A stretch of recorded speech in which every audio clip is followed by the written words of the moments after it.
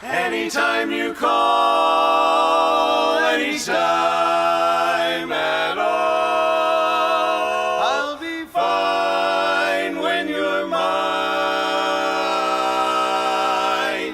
Anytime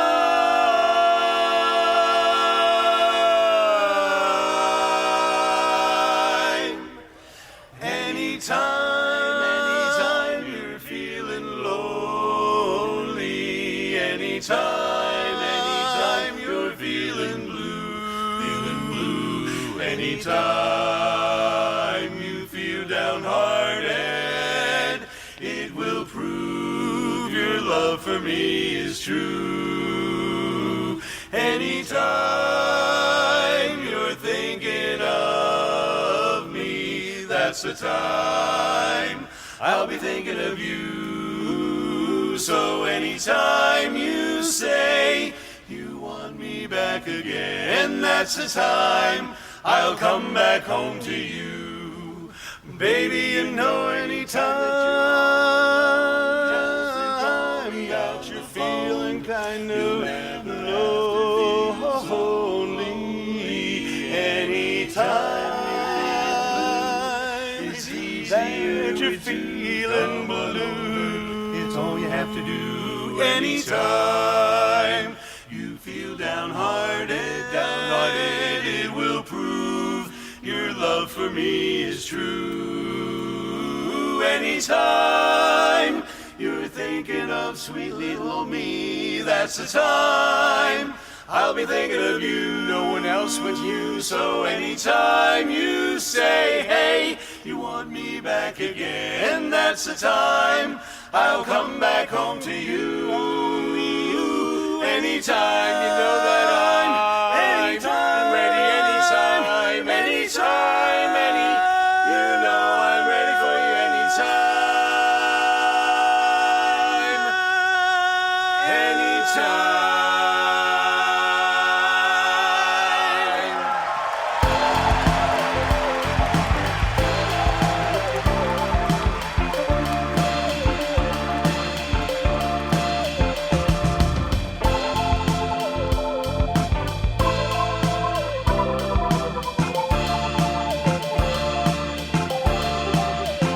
Hi, everybody, and welcome to this week's episode of Attendance Bias. I am your host, Brian Weinstein. It's another family affair today on the podcast as we welcome father and son, Adam and Jeff Winik. They'll tell us about Phish's show from July 22nd, 2017 at Madison Square Garden, also known as Strawberry Night of the Baker's Dozen. This is not the first time that a father and son have shared guest duties on Attendance Bias, nor is it the first time that a couple of dogs appear in the background.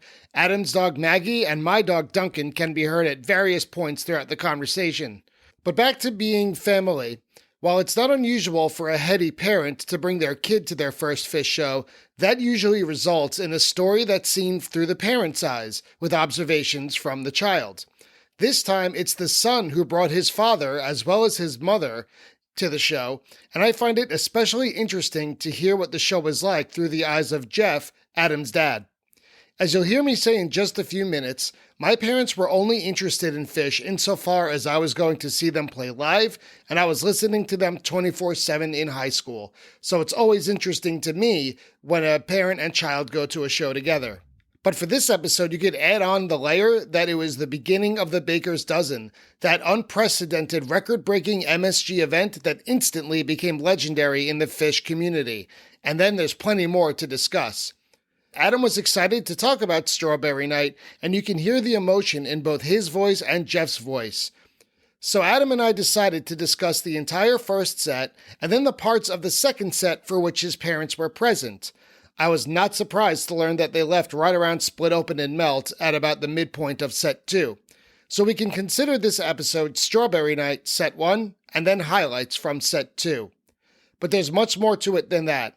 Let's join Adam and his father Jeff to talk about barbershop quartets, the best MoMA dance ever, and July 22nd, 2017, Strawberry Night at Madison Square Garden. Adam and Jeff, welcome to Attendance Bias. Thanks for being here. Thanks for having us. Excited to be here. You chose one of the seminal shows, I would say, from the Baker's Dozen. One of the earliest shows that anyone who's been on Attendance Bias has chosen, July 22nd, 2017, otherwise known as Strawberry Night, at Madison Square Garden. So I imagine that there's a lot of different reasons that you chose it, but there seem to be some that are maybe more special than others, if I can assume. Yes.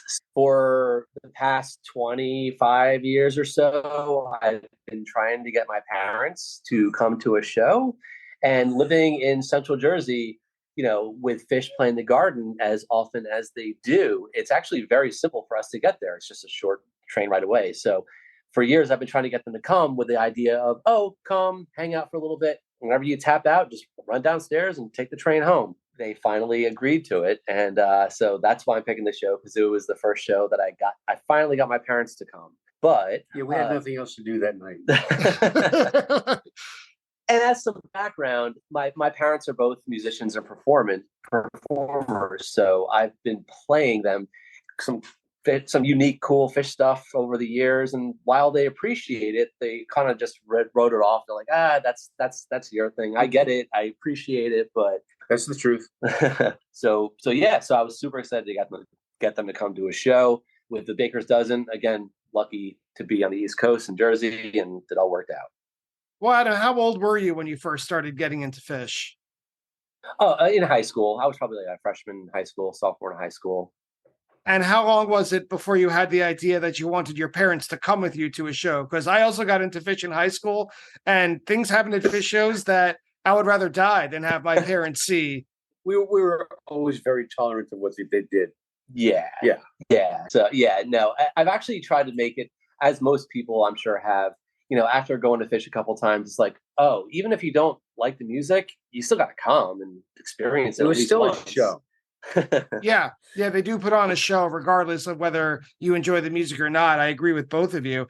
Jeff, what were your memories of Adam getting into the band and him even approaching you about it?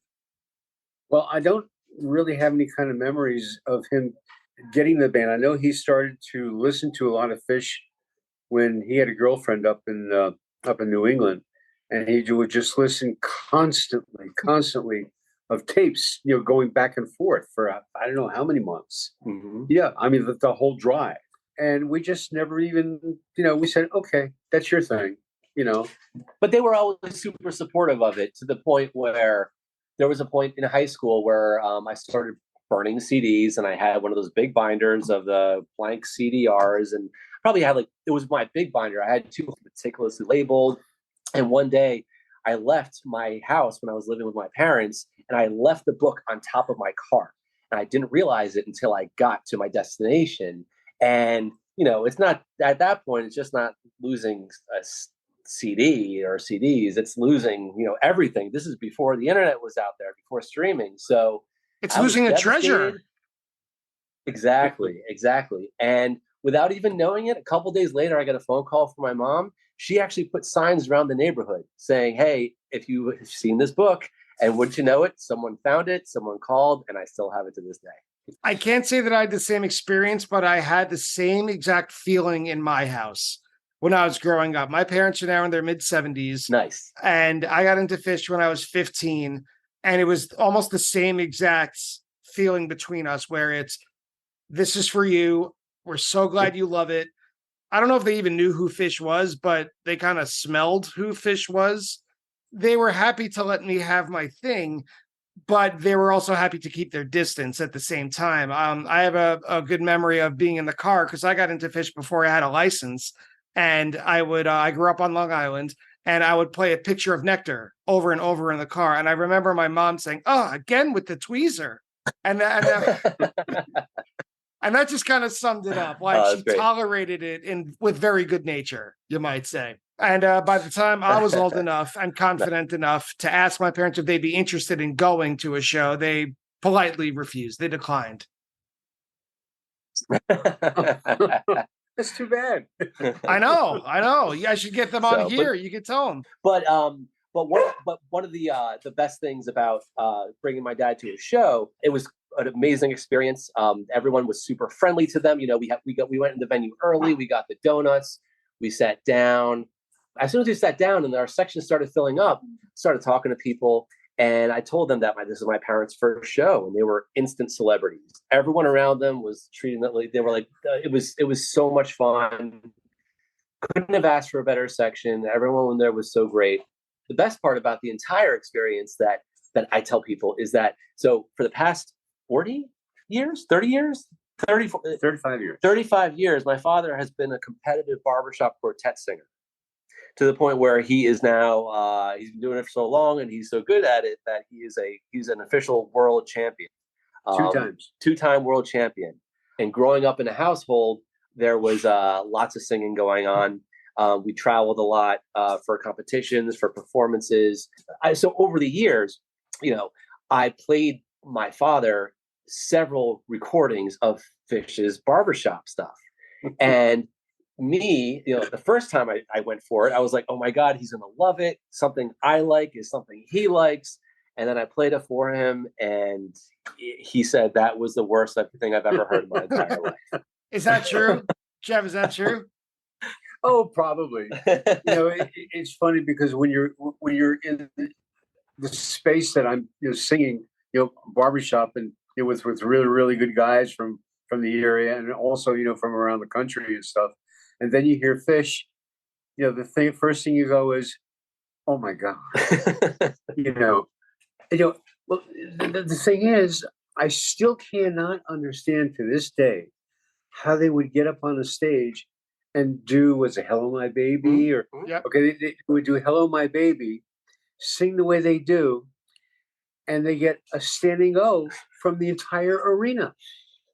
You don't know any better. I've tried it, never worked. Have you tried doing it at Madison Square Garden? So that's the thing. So with this show, I mean, so we sit down, the lights go down, smoke comes up. We watch the band come out, and when they all start walking out towards the front of the stage, as opposed to going to their respective areas, you're going to get some sort of a cappella thing. So I was like, whoa, this is great. I want, with my dad here, this couldn't have asked for anything better. Because I was thinking, it could be a whole bunch of stuff and whatever was in the repertoire at that point. And then they dropped Strawberry Fields Forever. So not only is it a barbershop song, is the first thing my barbershop singing dad is seeing, but he's seeing them do a unique rendition of a song that he knows. It's not just some random bluegrassy or whatever thing. So it was just like, it was the stars aligning, and I still get chills when I think about it to this day. Still a product of the 70s. And to put it in context, I think the last time before that you and I were at a concert together at the Garden was when in high school, you took me and a buddy to see Crosby, Stills, Nash and Young. Yeah. Coming full circle like that was great. And so as soon as they were done singing that, I turned to him and I'm like, so what'd you think? And I think your words were like, it wasn't great, but it was cool seeing 25 or however many thousand people listening to your music. That it does a lot for the Barbershop Harmony Society, believe me. At least people were exposed to whatever. That's the whole thing. The whole mantra is keep the whole world singing. This was it, so to speak. Yeah, you couldn't have written this story to have them come out and sing it. So I'll never forget it. It was wonderful. Well, just to give you some context, Jeff, we know that they are not professional barbershop singers, but in around 1991, 92, they started playing theaters, especially around New England, like in New Hampshire and Connecticut, these old theaters from like the 1890s. And they were buildings. I mean, I'm not trying to educate you. I guess the audience, I want to make sure understands that were built for the voice to carry, the unamplified voice to carry. And then they also decided, well, we are a quartet after all. So they got the sheets, they got the sheet music and did their best. And I'm a middle school teacher, so I always applaud people when they do their best, regardless of the final outcome. And they would do things like Sweet Adeline and Hello My Baby. And then they stretch themselves a little bit. If you've never heard their version of Lynyrd Skynyrd's Freebird, I don't know if I could recommend it, but it's something to hear. Complete with the guitar solo and everything. Well, in when I joined the Barbershop Harmony Society, and it was known before as SPEBSQUA, which is, let's see, it's a Society for the Encouragement and Preservation of Barbershop Quartet Singing in America. It was an old FDR type of where you put all the letters together. Acronym, Yeah, the alphabet soup. Yeah. Right. Well, when I joined, the old songs were the songs of the 20s, the 30s, and the 40s. Okay. Well, now, if you look the old songs and you look back 50 years from now, okay, so you get things like Barry Manilow, Billy Joel, Crosby, Stills, so the whole thing is really kind of changed and morphed, and the arrangements have also done that as well. But to keep them within a certain parameter to still call it barbershop. Right. I learned early on that barbershop is not just a cappella. A cappella is just singing without voice or singing without instruments, and barbershop is a very specific subset of a cappella. Yeah. And one of the things too is that growing up, I mentioned that we traveled a lot for his barbershop hobby, and so it was going to competitions, and just like any other niche thing, when there was a competition, say in like Ocean City, Maryland, all the hotels would be booked in the area for the entire weekend, and like it's just its own thing. It's this other little hobby that you wouldn't know exists unless you're there. But one of the things that I noticed was that the age group was definitely up there. There wasn't a ton of younger people singing barbershop. Maybe a little more at this time, but barbershop is historically, in my mind, something that older people tended to do. So watching my father watch barbershop not only sung to that amount of people, but also that age group of people, the younger people who probably wouldn't know of that in any other way, was really, really cool. The whole barbershop hobby has changed a lot of young people now, a lot of younger guys. And what's really neat, and this is what Adam did at the conventions, the guys would just get square off. You get four parts together. It doesn't matter who it is, as long as you got the four parts. You got the tenor, you got your lead, your baritone, and bass.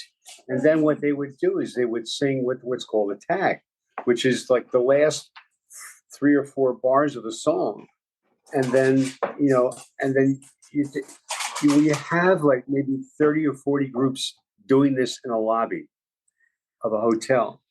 It becomes at the same time doing different tags. It becomes quite cacophonous, if that's a word. Yeah. And Adam has done his fair share of tag singing. Yeah, it's fun. It's basically like, instead of walking out of a Phish concert into the lot at Shakedown and hanging out with people at a barbershop show or convention, after the show, you stay up till 2 a.m. and you just find some people and sing in a hallway. And everyone's just expected to know the songs. Yeah. So I gotta ask though, how competitive does this get? First of all, it's not a cutthroat type of hobby. Okay. Okay. I mean, it is because a contest, you do have judging and you do have the numbers that fall out, but it's surprisingly fraternal. It's like a big love fest. And it doesn't matter, who you sing with or whatever in a competition. There's still a lot of respect, and there's a lot of love for the other guys. And when you get a chance, can I sing a tag with you? You come for the music, you stay for the friendships. Oh, I could think of another group that I know about that sounds very familiar to that. Well, Adam, since you're the longtime fan, I want to hear a bit about you as a Phish fan with the attendance bias lightning round. Let's get to the profile. Let's hear about it. Attendance bias lightning round. Adam, when was your first Phish show, and what do you remember about it? So my first show was December 3rd, 1997 at the Spectrum in Philly. I remember having great seats right on the side of the lower bowl. And I just remember enjoying the hell out of it. I don't have anything special to say. It's basically what probably anybody who saw Phish in 97 for the first time probably thought. It's fall 97. What else can you say about that? It was super funky. It's still held in high regard. I still listen to it often. I remember the Bowie. I remember the 2001. I think it was Bowie. Definitely the 2001 with just the lights. The lights were ridiculous. So I'm a musician too. So that was my first time seeing them in person. I had heard recordings, and at that time recordings were tapes and every now and then a CD. But hearing them live and seeing them live was a whole different thing. It's like, okay, I get it now. I get it, and this is what I'm going to be doing. What was your most recent show, and what did you think? So my most recent show was they were just at the Garden here when we were recording this. It was the last one of the 7 they did. It was the August 5th show, and it was great. It was wonderful. So I had gone to the previous Saturday night. I only went to 2 shows this run. I went to both Saturdays, and I walked out of, and people are going to hate me for saying this, but I walked out of the first Saturday being like, I'm glad I'm seeing them again, because I don't want this to be my last Phish show, because I did not enjoy it at all. I mean, it was just the set list. It wasn't my favorite songs and all that. And then the second night we went, the following Saturday, which was the last show, it was perfect. I remember the Prince Caspian, which was, I think, I forgot how long it was, but it went atypical for Prince Caspian. Not a fan of that song, but I loved that version. And it was a monster tweezer too, with the Guy Forget sandwiched in there. I was at the 12:30:19 tweezer, so I don't think that'll ever be topped in my mind. I mean, that was a tweezer. When I was watching it, I knew that there have been a few moments where I'm at a show where I'm like, okay, this is going to be talked about for a while, and that tweezer was. I knew that was going to be that. But this show was great. One of the things that I was surprised about and I was confused about that show specifically, this 851, was they played Tweet Prize before the encore. They closed the second set with Tweet Prize, and I was like, and they played Tweezer, so I was expecting the reprise of the encore, but I'm like, ooh, maybe they're going to do something crazy if they're doing Tweet Prize at the end of the second set. And it was just a good show. It was a great show. Loved it.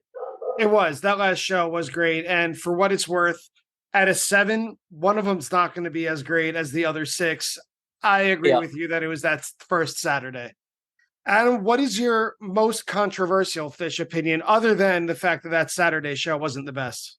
I was thinking about this question. I don't have many, but I would say I enjoy set 1s better than set 2 most of the time. I know a lot of people strive for the set 2, the 4 or 5 song set 2s where it's just like monster jams, all the segues.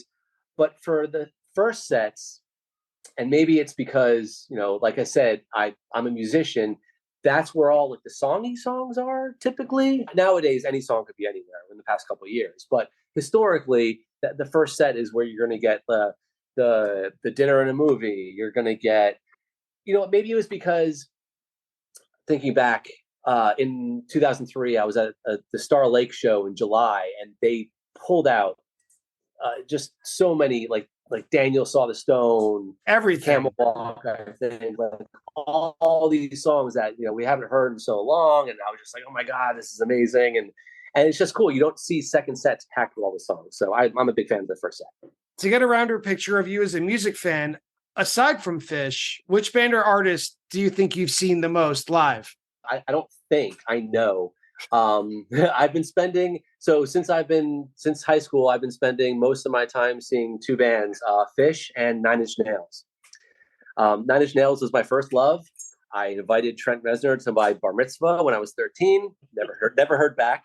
For my graduation present for my parents in high school, they actually paid for, when I was 18, they paid for, the health pay for a buddy of mine to follow 9 Inch Nails around the Midwest on their tour in 2000. So saw them a bunch of times there. So whenever they come around, ever since like the mid 90s, they were actually my first concert. My first concert ever was David Bowie and 9 Inch Nails when they toured together.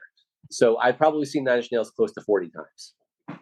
Wow, that's a good band. That's a good gift, by the way. Oh yeah. Oh no. Trust me. Like I said, my parents are very supportive of anything sort of musical endeavorish on my end. So there's probably a lot of things we don't want to know. And you're probably all better off not knowing. Adam, if you could choose a venue for Phish to play, regardless of size or its location, it's just you snap your fingers and they're playing there next week. Where are they playing? So besides my living room, I would have to say, I know this is a general response that I'm sure a lot of people would have, but I had the opportunity to go out to Red Rocks for the first time a couple of years ago. I was by myself. I was out there for work. It was a perfect experience. I was in Colorado for the first time, and I had to do the whirlwind tour in 3 days. And just so happened that David Byrne was there doing his show, and I'm a big Talking Heads fan. The weather was perfect. The moon came up over the stage, and I need to go back there again. And I can't imagine seeing Phish. I know they used to play there back in the day, and I doubt they ever will again. But if they do, I will be there. And finally, the question I ask everybody, what is the weirdest thing you've ever seen at a Phish show? The weirdest thing I've ever seen at a Phish show was fairly recently. It was the first Atlantic City run that they did. The last night, we were on the beach, my wife and I. The encore ended. We were walking along the beach along with everyone else to get out of the venue. My wife all of a sudden turned to me. She's like, "Oh my God, I just got something in my eye." And she started rubbing her eye. And we turn, and there's a guy right next to us, and we're on the beach, who's emptying a baggie of something as he's walking. And when you see someone empty a baggie at a Phish show, it's like, oh my God, what is that? Like, where is this night going to go from here on out? So we went up to him. We talked to him.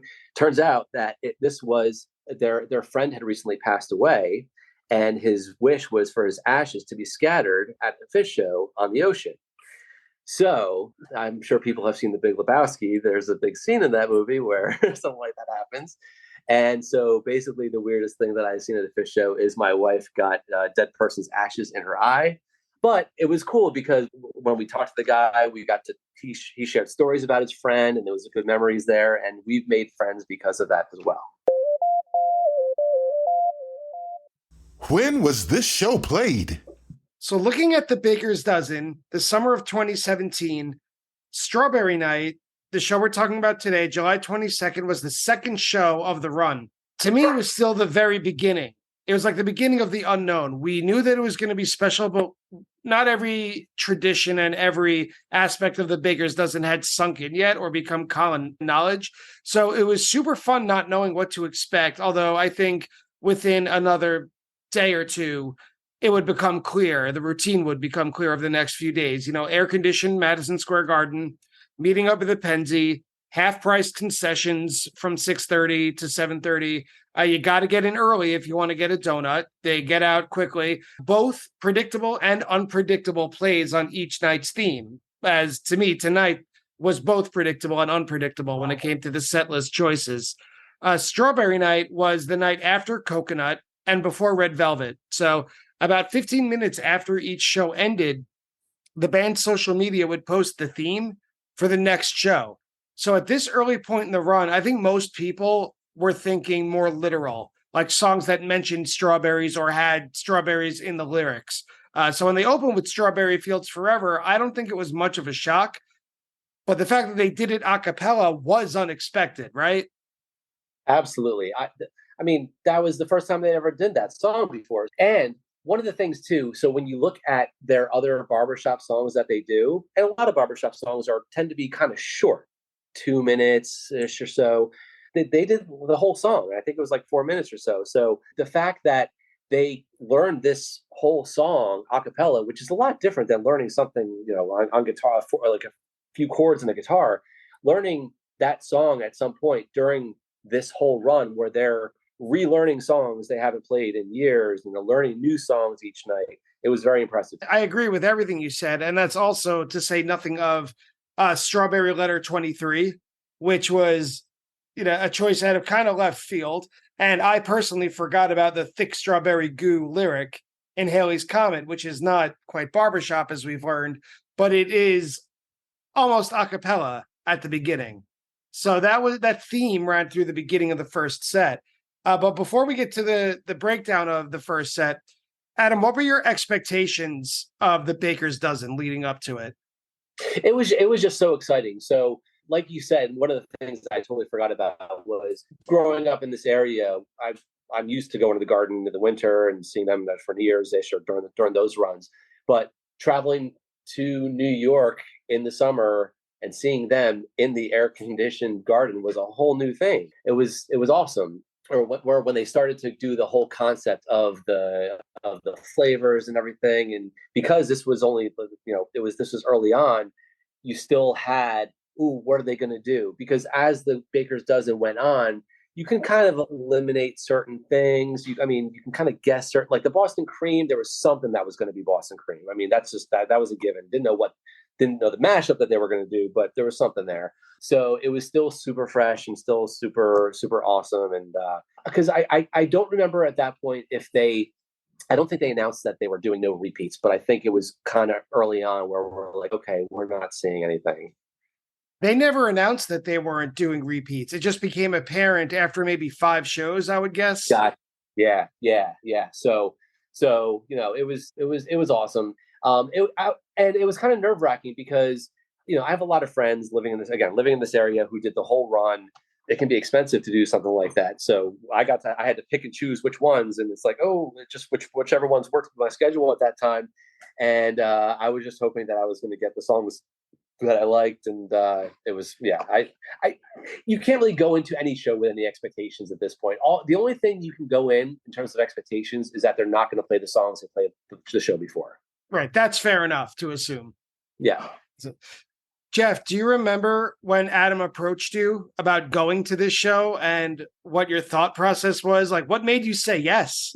I'm always open to new genres. I've been to concerts and things where I frankly didn't like them, but I went because I like to keep an open mind about a lot of musical stuff. There's some surprises that come across your way that you go, wow, that's really kind of neat. It was just another one of those things. And there are things that I kind of think are really kind of neat underneath the fabric of the music that they do, and there are things that just don't appeal to me. So it's true for me too, by the way. That last part, things that just don't appeal to me. And I know that many men have gotten in trouble for doing this, but if I may ask you to speak for your wife, what do you think was her impression of it? We talk to each other.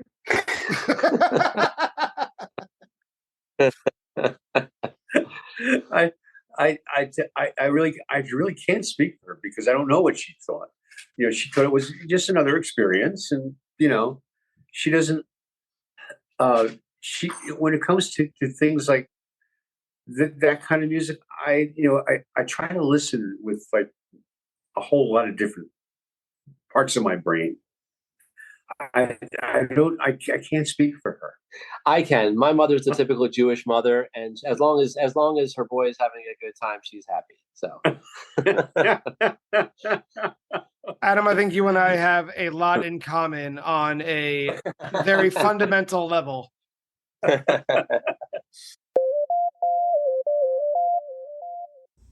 Set 1. Well, let's break into it. So the first set started, we've already talked about it, but started with Strawberry Fields. And what appealed to me a lot is something that you just mentioned a minute ago, Adam, is that not that they just sang the lyrics a cappella, but something they do with Freebird is they did the instrumentation a cappella.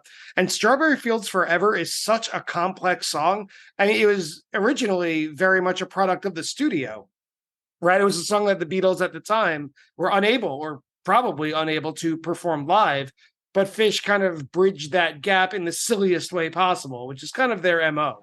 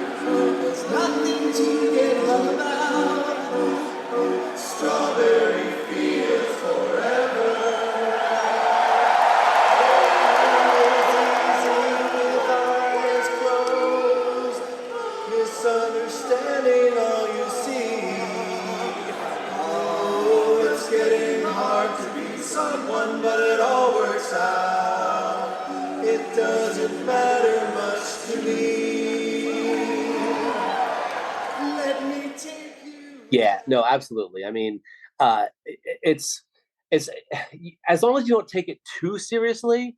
And I'm actually kind of surprised, especially with with the space, because they've been doing Space Oddity too. So they've been going with some big heavy hitters, with the covers. Ever since hearing there's that audio of Fishman singing Frankenstein, the entire thing on a voicemail machine, doing doing it by himself a cappella, that floats around the internet. Anything's fair game at this point. So. And there's an enormous cheer at the end, by the way. On this recording, it's fabulous. To me, I think it was more than just a performance. I thought that the song was like emblematic of the Baker's Dozen. It was something that's brand new for Phish, at least. It represented the night's theme, and it fit right in, and they made it their own for better or for worse. And next up is Halley's Comet, which is I wrote more a cappella in quotes, at least in the beginning. They are really giving their voices and harmonies a workout. They're not always that great. They are not gifted singers. We could say the greatest things in the world about Phish, but they're not the most gifted singers, but they are trying to get in the zone. Absolutely. Yeah. Yeah. And so that, so that was one of the cool things. Yeah. I wish I had the fan base they did. So not only was it so cool to see my barbershop quartet singing Dad watch Strawberry Fields Forever, but after that's done, they walk to their instruments, and the first 2 minutes of Halley's Comet's all a cappella. He's already a song and a half into his first Phish show, and he hasn't heard them touch an instrument yet. So it was just a unique setting there. And Halley's Comet kind of stuck to me before we get a little bit later to what I think is like the big jam of the first set. I wrote originally that it was kind of slower than usual, but it really isn't. They just felt comfortable. There's something there that has the sound of the Baker's Dozen, as if these 13 shows were played in a bubble. It's like it does have its own sound, its own tone. And to me, when they started playing the instruments in Halley's Comet, that symbolizes the Baker's Dozen to me as a whole. And then they break into the MoMA dance, which is in its usual spot, getting the crowd warmed up, third song in. And wow, this might be the best version of the song ever played. So as soon as they dropped into it, it's like, okay, now my parents are hearing the funk, which is weird to say, but they drop into it. This is great. It's an easy song to get into, and yeah, it was everything I would have expected from a Mama Dance until after the solo, after they started jamming it loud a little bit more, and then this was. I specifically have a memory of me turning to you during the show, during this song, about, 6-7 minutes in, being like, okay, they're doing something different with this song that I'd never heard before.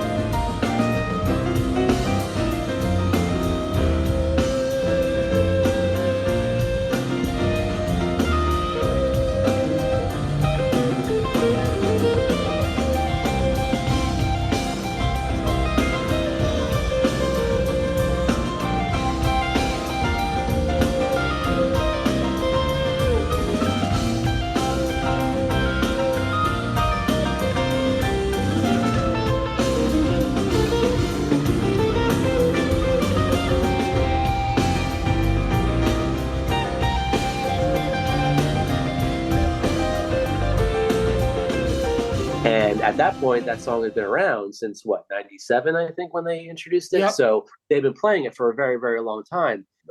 I actually looked it up the other day. So I think there was one version of it before this that was close to as long, which is actually a couple nights before the Baker's Dozen started when they played it. But at that point, I think this was the longest Mama Dance to date at that point. And it's good. It's not just long, it's quality. Yeah, it's wonderful. It's major key segments. Mike stands out quite a bit. I said out loud when I was listening, oh, let's just keep this going for a while. Even though it's been done 6 years ago, I still I was in that zone where it was, I wish they could just, like when you watch a movie and you still hope, the hero doesn't die at the end, even though it's a movie, it's all done.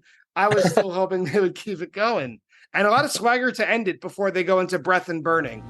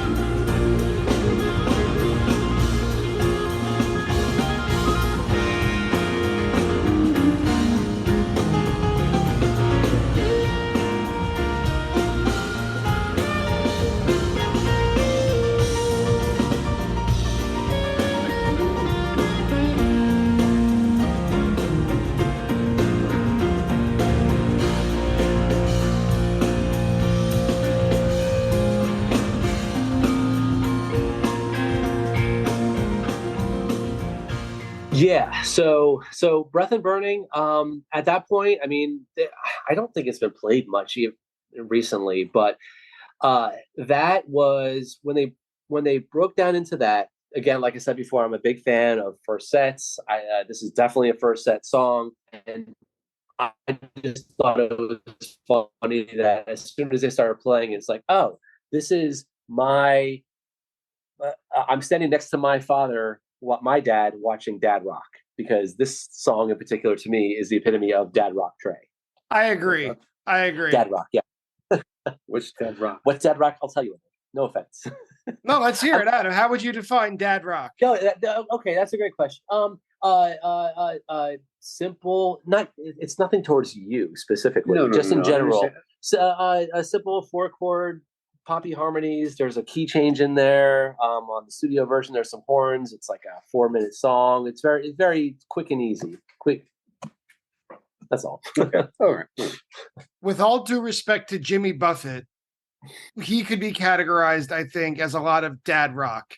Yes. Yep. Okay. Usually a sing-along chorus is involved at some point.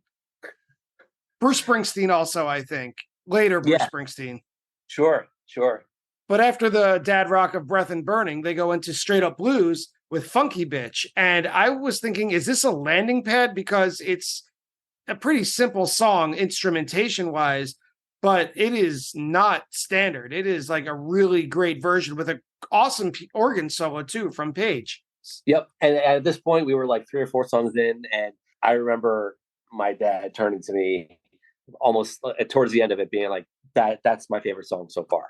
And I can totally see that, because it's just like it's a straight up blue. This version was just raging. It was, in jazz, you have your like, it could be an AABA type of song. But the thing I love about jazz is that they establish a melody, they establish a harmony, and they establish a form, and then they allow the instrumentalist to go off and do what they want. And that's in jazz, that goes way back. I mean, you're talking about, back to the days of Dixieland and, and swing and, that type of thing. Another form. That's all. Yeah. And that's kind of the ethos that Phish takes with a lot of their songs. I'm not saying that they're jazz masters, but that idea of vamping while the soloist takes out after the song's been established, that's a big part of their sound. And it's why we keep coming back, because we never know what's going to come next. Especially nowadays too. I mean, like any song can be anything. I think that started with the Baker's Dozen with the Jam Night. That was one of the nights that I happened to be there, and I still think them ringing out that E chord in sample when they open that show is still probably one of my all-time favorite live moments. And it's like, now anything could be a jam. After Funky Bitch, they play Mound, which is always a lot of fun because it's a rarity and it's an oldie. And it's the first time played in a year at the point, and it wouldn't be played for another year afterward. You must have been thrilled. Yeah, no, I mean, that song is amazing. And so one of the things, I grew up before I brought my dad to a Phish show. One of the things I always liked to play him was the more complex Phish songs, the more intricate ones. And Mound is up there. Mound is up there. That's a beast. That's one of the top ones. And so as soon as they started playing it, I turned to my dad and they started clapping. I just said, "Dad, clap along. This is going to be crazy. This is going to be awesome. Just listen to the beat. Listen how it changes." And yeah, it was great. So was Foam, the next song, also one of your formative songs? So one thing we didn't talk about is so I'm a bass player. I actually play in the Phish tribute band. As a bass player, one of my favorite things is there's a couple songs in the Phish repertoire that do this, where the bass line is just chromatic up and down.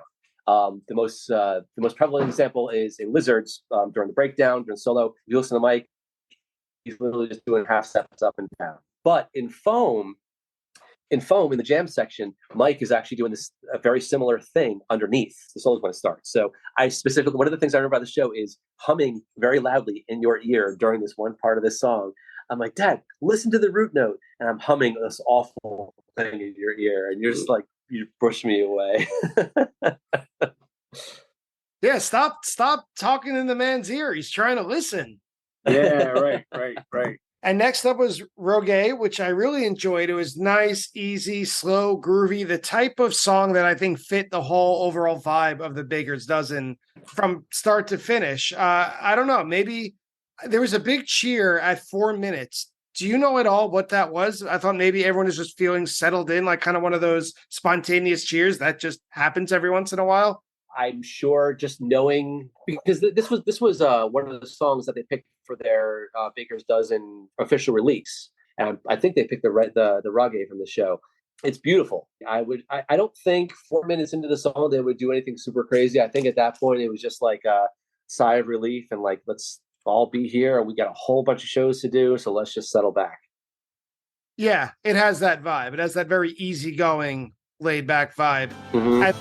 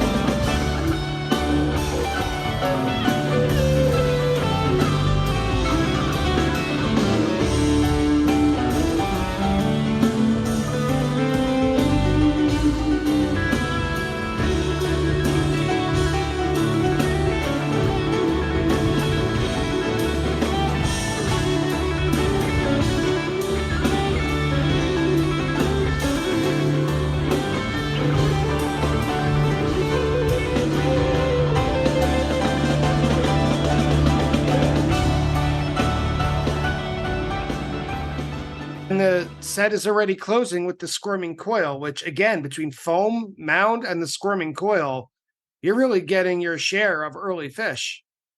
Yeah. Oh no. Yeah. Yeah. For sure. And yeah, Coil is one of my favorite songs. And my father, before he started singing barbershop, he's a classically trained piano player. So as soon as they dropped into the Coil, I'm like, okay, just wait to the end of the song. If you don't like the song, just watch Page do his thing. And yeah, it was wonderful. So, Jeff, I have to ask you, do you remember at all what it was like during intermission, during the set break? I kind of remember going outside where I think they held all kinds of concessions and, and some donuts and people that kind of looked funny. That's one way to put it, sure. But there was one thing that kind of struck me was this very strong sense of community. It just wasn't a whole bunch of people going to a concert, because I think a lot of people knew a lot of different things about Phish that, I just wouldn't even know. But there was that strong, very, very, very strong sense of community And during set break though, well, it was wonderful. My mother was there too, and so set break came, and it's like, okay, I've been a good boy. I've been hanging out with you guys for a while. I basically said to you guys, do you guys want to go home? Because if you guys wanted to go home, you just go downstairs and take the train home. Right. And you were like, no, we'll stay. I was like, holy shit, really? That's awesome. Yeah. So, yeah.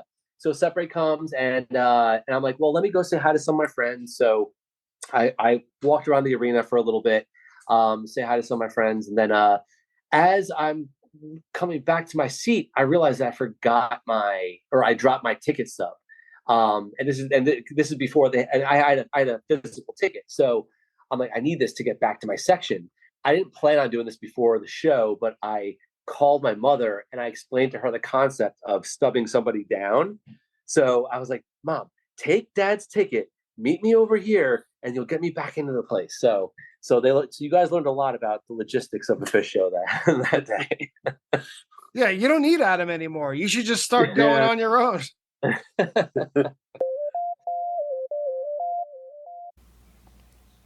Hi, everybody. Brian here to welcome you to the set break of today's episode of Attendance Bias. First, thank you for listening. And second, just a quick reminder to tell you that even though Attendance Bias comes to you for free, it does take a lot of work and it does take quite a bit of money to keep the lights on here at production.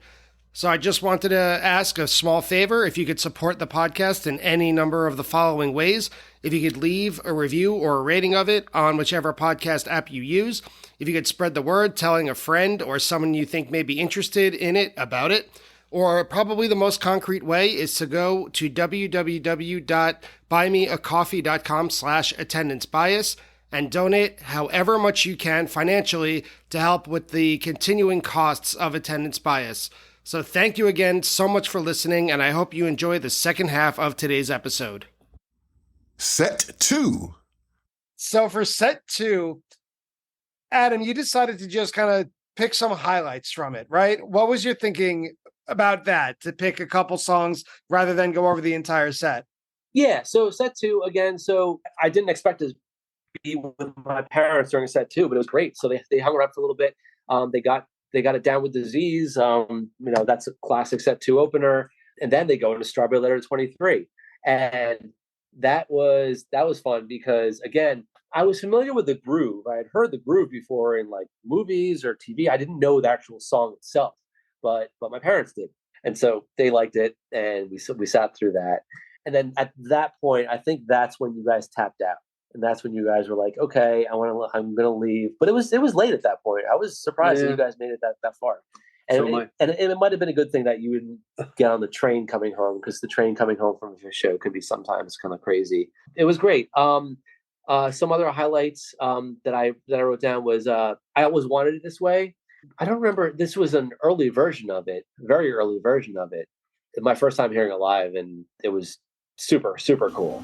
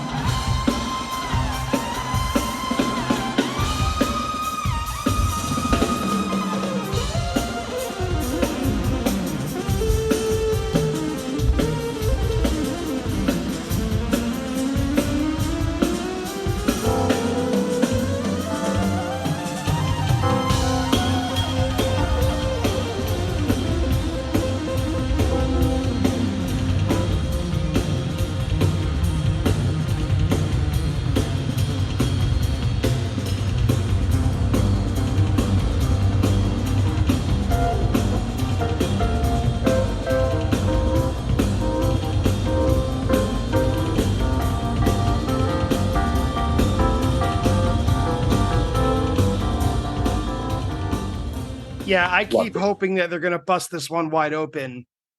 They haven't quite done it yet, although this one gets pretty close. Around 5 minutes or closer to 6 minutes is kind of what I envision for it at its peak, like drums and synth.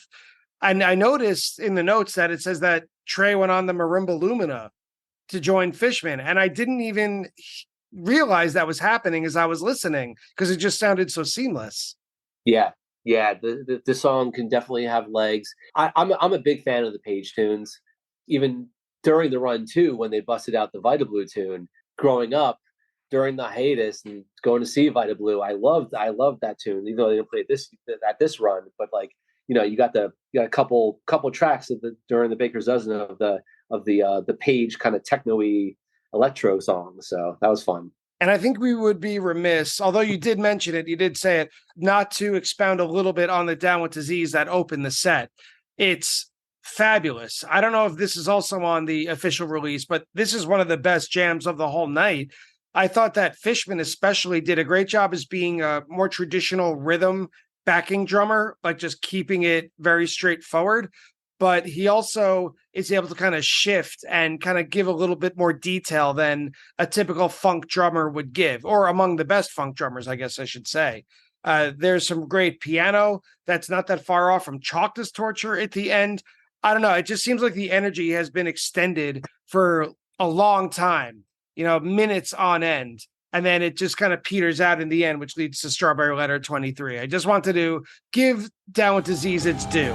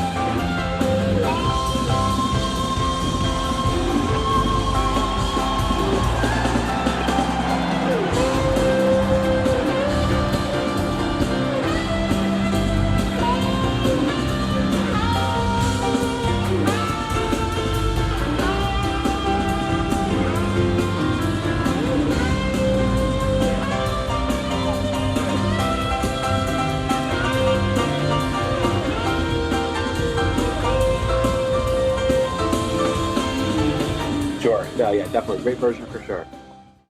And after I Always Wanted It This Way, this is the last song that we'll discuss from just for this episode is Split Open and Melt, which I've had a complicated relationship with this song in 3.0. It seems like they're so relaxed that they forget to sing the chorus at some point. And the song kind of sounded, or the jam sounds a little disjointed just to my ears. I know there are people who live for it and love it, but I'm not one of them at this point. Where do you stand on Down with Disease? Oh, you mean Split Open and Melt? I'm sorry, yeah, Split Open and Melt. Yeah. So I have a new relationship with this song. I was never a big fan of it, but my band started performing it fairly recently, and going into it, taking a deep dive into it, like with any song, you get a much better appreciation for it. Now I love it. But at that time, I liked it, but I was actually kind of listening back to it. I was kind of happy that my parents had left at that point because, going back to the whole, they're not the best singers. There's an acapella version, acapella section of this tune that when they hit it, it's great, but they didn't hit it this night, and it's just like, oh, okay. But I love ending a second set with a melt, leave people feeling weird, but them going back into the Disease thing after the Disease riff after that, not quite sure if that was maybe necessary. Leave them weird, hit them with that 4-song encore after that. You don't got to stress out and make everybody happy. Just do your thing. I agree. I like when you feel weird for the train ride home to freak out all the normies. Freak out all the normies. That's exactly. And the encore is 3 songs. It's Peaches and Regalia, Cities, and My Sweet One. I thought this was fabulous because Peaches and Regalia, the Frank Zappa song, taking it back to the 70s, this is the cover that seemingly everyone wants to hear at Phish. I don't know if it's just that Phish fans are also have a big centerpiece of the Venn diagram as Frank Zappa fans, or maybe that it connects the band to their earliest days, or just the fun that it's a good song overall. Yeah, Peaches is great. Peaches is great because going back to what I said about first sets, doing like the with the songy stuff, Peaches is a good 3.5 minutes, hits you right in the face, and then you're done. Cities, which was interesting placement. Trey messes up the lyrics a little bit, but he laughs it off. We're at the point of the Baker's Dozen, this residency, where it really does feel like we and the band are residents of Madison Square Garden now. Like no one's going anywhere. We still have 11 more shows after this. And so when you mess up a little bit, it's easy to brush off, even though you're playing like the most high profile arena, arguably in the country. And they close with My Sweet One, which sounds like an afterthought, but it was all gravy by then.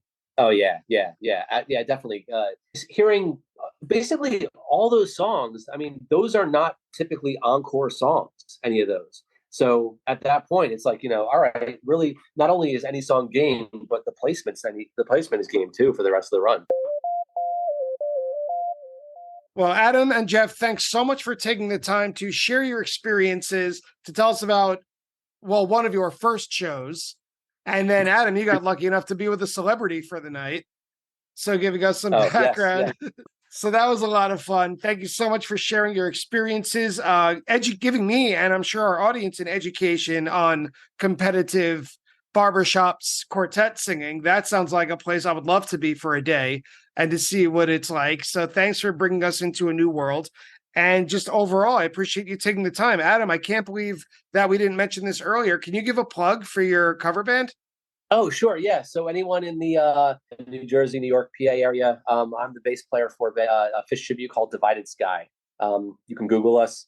We're lucky to live in an area that not only does Phish play a lot, but there's actually a lot of Phish musicians. So we have a lot of friends in the area too. So in addition to my band Divided Sky, we got Ridiculous out in Long Island. We got the Lawn Boys in New York City. We got Uncle Ebenezer here in New Jersey too. So it's a big family of people who love Phish and love playing Phish. So it's been a dream of mine to be able to play the music that I love and play it with people who want to play it, that can play it, and that are good at it. So, well, guys, again, one last time, thanks so much for taking the time and taking us back to the Baker's Dozen for Strawberry Night. Okay, awesome. Well, thanks a lot. Thanks so much. And that's it for today's discussion with Adam and Jeff Winik about July 22nd, 2017 at Madison Square Garden. We didn't have a very big fact check today, but there were a few factoids that I wanted to make sure we got right. So now it's time for the attendance bias fact check. Attendance bias fact check. According to the Phish.net acapella chart, the band began to perform acapella songs on a regular basis beginning in 1990. That year, Carolina and Sweet Adeline were the most commonly sang songs. Just to make sure Jeff is secure in his vocabulary, cacophonous is indeed a word. The Star Lake show that Adam refers to, with all of the bust-outs and rarities, was played on July 29th, 2003. It's been reviewed on this podcast with Pete Mason of Fan Art. David Bowie and Nine Inch Nails toured together on the Outside Tour, which was on the road from the fall of 1995 to the midwinter of 1996. Fairly recently, in 2020, 2 live albums of the tour from the Dallas show and the Birmingham show were released. At the time of this recording, Breath and Burning has been played just 17 times total. Finally, while I think Adam did a fine job explaining dad rock to his father, UrbanDictionary.com has a much more straightforward definition. Dad rock is, quote, classic rock you first heard from your dad's old record collection. That's it for the fact check, and that's it for today's episode of Attendance Bias. I'd like to thank Adam and Jeff Winik for joining me today, Phish.net for their help with the Attendance Bias fact check, and Phish.in for the outstanding recording used in today's episode. If you enjoy Attendance Bias, please support the show by leaving a rating and a review of it on your favorite podcast app. You can also go to www.buymeacoffee.com/attendance bias and donate anything you can. You can also follow the podcast on social media. Thank you again so much for listening, and I'll see you next time on Attendance Bias.